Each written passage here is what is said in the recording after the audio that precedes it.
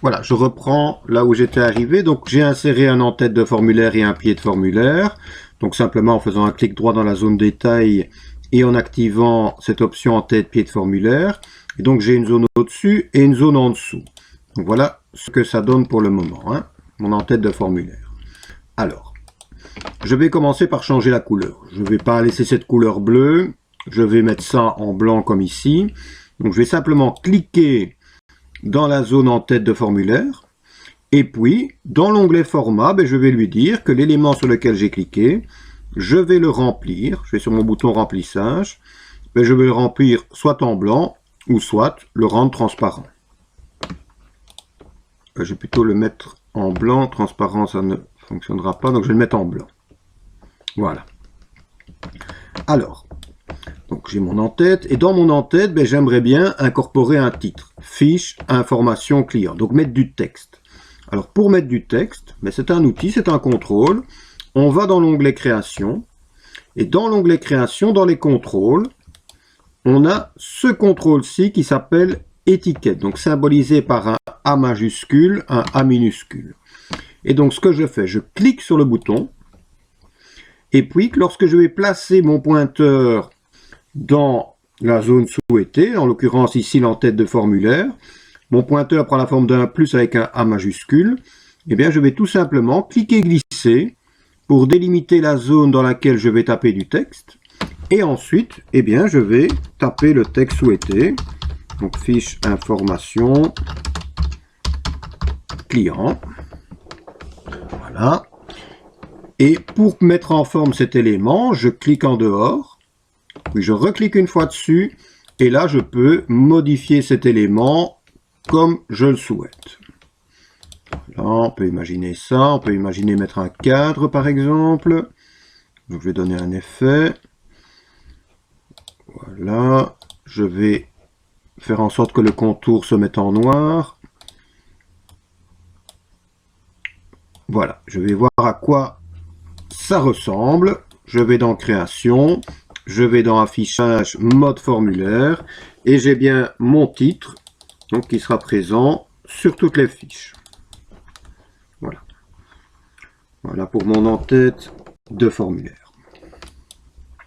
Je rebascule en mode création. Je vais limiter ici la taille de ma zone détail en me mettant ici au-dessus du pied de formulaire et en cliquant glissant.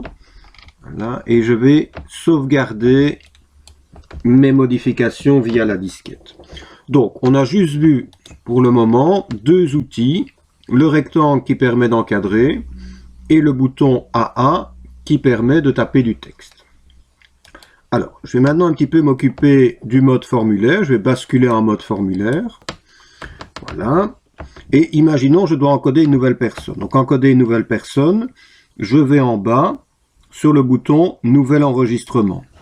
Et donc, j'ai une fiche prête à l'emploi. Donc, le principe, j'encode et chaque fois, j'utilise la touche d'étabulation pour passer à la zone de texte suivante.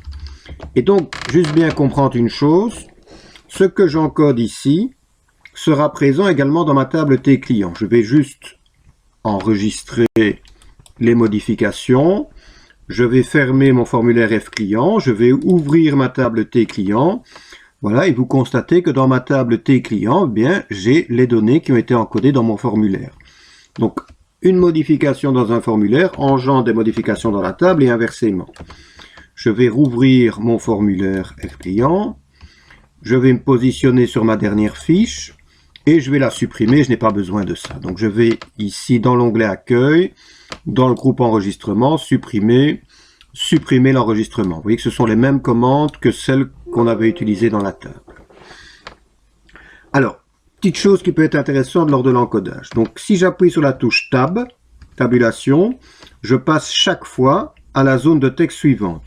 On peut modifier l'ordre de tabulation. Moi, j'aimerais bien ici faire en sorte, une fois que j'ai encodé l'adresse, lui demander de passer sur le code postal, puis revenir sur la ville, puis la province, le pays. Donc, par mesure de facilité pour mon encodage, je vais encoder le numéro de client, le nom de compagnie, l'adresse, puis le code postal et puis revenir à la ville.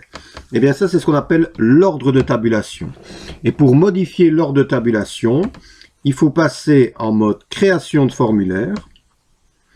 Et en mode création de formulaire, dans l'onglet création, on a un bouton ordre de tabulation. Vous voyez que le bouton est important et gros. Plus le bouton est gros, plus ça veut dire que la commande est importante. Donc je clique dessus. En cliquant dessus, il me montre l'ordre de mes champs. Et je vais simplement lui faire passer le code postal. Donc je vais cliquer ici sur code postal. Je vais le glisser juste après adresse. Alors je ne vais pas modifier l'ordre des champs dans mon formulaire. Je valide en cliquant sur OK. Je modifie l'ordre de tabulation. Donc quand je vais passer en mode formulaire, je vous montre ici. Quand j'appuie sur la touche Tab, hop, je vais appuyer ici sur ma touche Tab. Je passe dans le code postal, puis je repasse dans les villes. C'est ça qu'on a fait. On a modifié l'ordre de tabulation. Donc lors de l'encodage, j'encoderai d'abord le numéro de client, le nom de compagnie, l'adresse, puis le code postal, puis la ville, la province, le pays. Voilà, je vais sauver les modifications et j'en reste là